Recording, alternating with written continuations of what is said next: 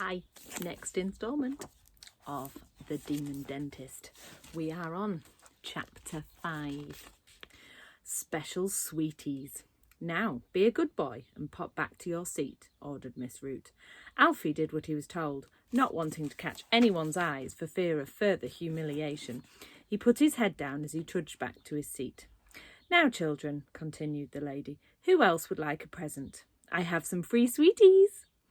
Hundreds of hands shot up, and soon the hall was humming with the chattering of excited children. But don't sweets rot your teeth, shouted out Gabs. Miss Root glared at her, then smiled. Oh, aren't you a feisty one? What's your name, child? The girl hesitated, but eventually said, Gabs. Well, of course, young Gabriella is right. Normally, sweeties do rot your teeth, but not these ones. No, Mummy's sweeties are special. All my sweeties are completely sugar-free, so you can eat as many as you like. From under the trolley, she pulled out a tray and whisked a white sheet off the top of it. Underneath was a huge pile of brightly coloured goodies.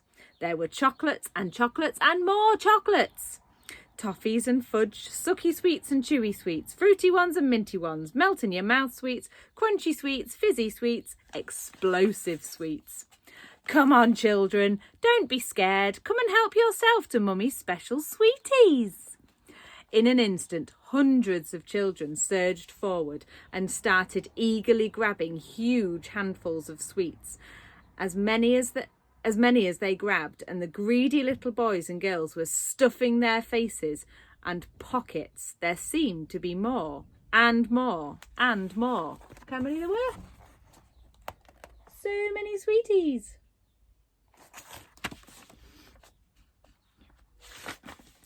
Take as many as you like, Miss Root called over the din. I can always magic up some more. Alfie noticed Gabs was sitting stock still in her seat. Are you not going to get any? Asked Alfie. Gabs shook her head. No. Why not? Haven't you ever heard the tale about the brother and sister who go into the woods and find the house made of sweets? Alfie was surprised that the little girl's imagination had run away with her like this. Hansel and Gretel? Yes, of course, everyone has, but that's just a stupid fairy story. Gabs turned her head and fixed him with a stare. It's not stupid, and just because it's a fairy story doesn't mean it never happened, she said, before turning her gaze back to the dentist, who was smiling broadly with those impossibly white teeth of hers. As the kids filled all their pockets with sweets, strangely, however many the children took, there were more and more and more filling the tray. Along the rows, just one boy stayed glued to his chair. It was Texting Boy. He was still texting. On his way home from school that afternoon, Alfie wanted to dispose of the presents Miss Root had given him as quickly as possible. He didn't trust the lady one bit. There was something deeply disturbing about her. That splash of red on her shoe, the creep around the hall in the minute's silence for the dead dentist, and those sugar-free sweets that never ran out were just too good to be true. So when Alfie crossed the bridge over the canal, as he always did on his way to and from school, he stopped. He pulled the toothbrush and toothpaste out of his blazer pocket. He examined the label. Mummy's. It was such a comforting brand name. How could you not trust anything called Mummy's? The boy unscrewed the lid of the tube. Immediately, some sticky yellow gunk, the colour of pus, snaked out of the end. It smelt rank, like warm sick. A small glob of it fell to the ground. It hissed and fizzed as it bore its way through the stone bridge like acid. What's in this toothpaste? Thought Alfie. Just then, he noticed the paste was still oozing out of the tube. It was moving dangerously close to his fingers. A smidge of it landed on his skin, and instantly he could feel it burning. Ow! Screamed the boy. He quickly threw the tube into the canal below. It plopped in the water, and he watched as the tube sank to the bottom, the paste still snaking out. Then Alfie noticed he had the hard wire toothbrush Miss Root had given him in his other hand. The bristles looked like they would scratch your teeth away rather than clean them, so he threw the brush in the canal too. As Alfie took a couple of paces to continue on his journey home, a strange sound stopped him in his tracks. Looking back, he saw that beneath the bridge the water in the canal was boiling and bubbling.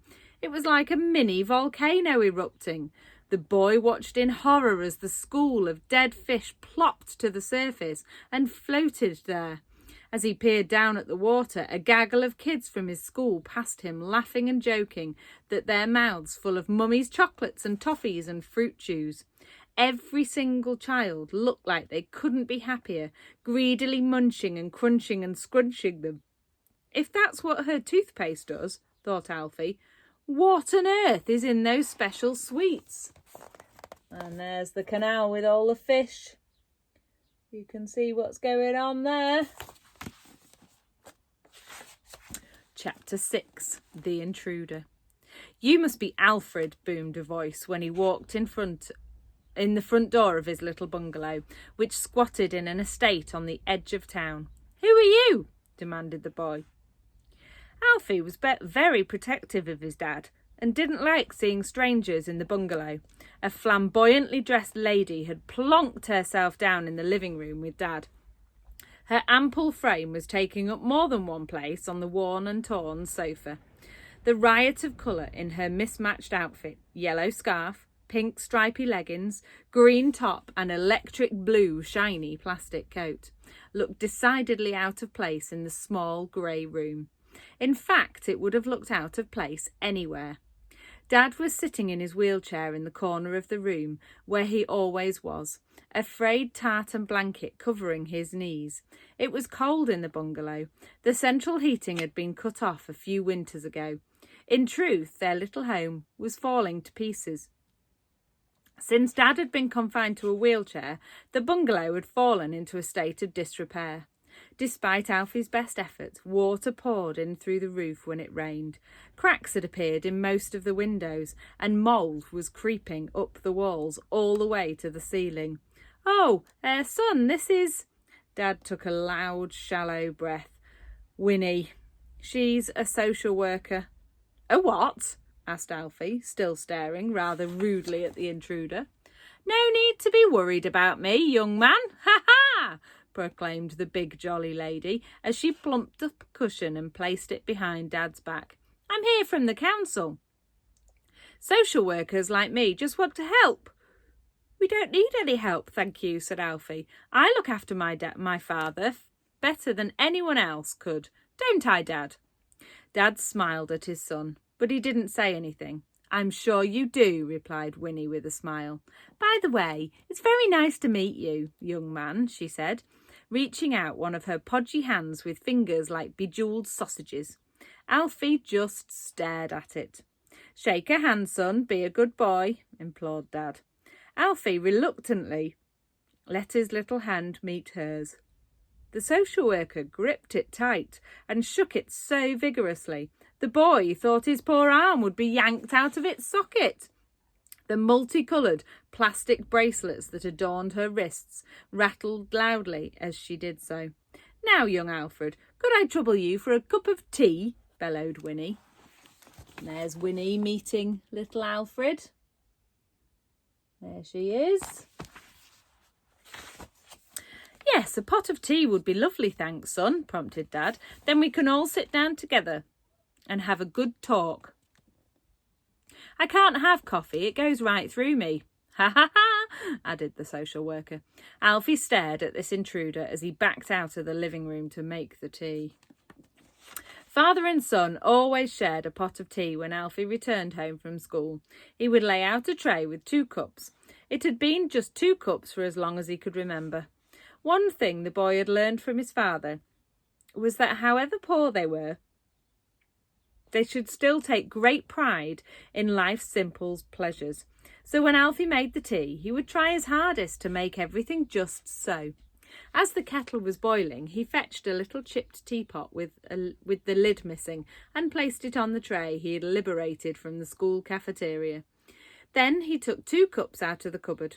There were only 2 cups in the house. so Alfie had to think on his feet. Eventually he found an egg cup and put it on the tray. That would do for his mouthful of tea. The milk jug was really a moonlighting gravy boat Alfie had brought in a charity shop sale. Last but not least, the boy took out a cracked plate and arranged 3 crumbling, out-of-date chocolate biscuits on it. The local newsagent had given Alfie a free packet one day when the boy looked particularly hungry. With a proud smile on his face, Alfie entered the living room carrying the tray. Carefully, he placed it down on the coffee table. Well, it was really just an upturned cardboard box, but him and Dad called it the coffee table. "I've heard so much about you from your father, young Alfred," said Winnie, spraying biscuit crumbs all over the boy and the carpet, and even as far away as the curtains as she spoke. She took a large and noisy slurp of her tea from her cup and washed the remainder of the biscuit down her throat. "Ah," she sighed, smacking her bright pink painted lips together. "That's better. I'm so looking forward to get to know..." As she spoke, Alfie tried to smile and sipped some tea from his egg cup, feeling somehow like a tiny giant. Winnie peered at the boy. She slid along the sofa and her big fat face came close to his, like a hippopotamus inspecting a little bird that landed on its nose. "Oh, my word, look at the boy's teeth!" "My what?" said Alfie. "Teat!" "My teat?"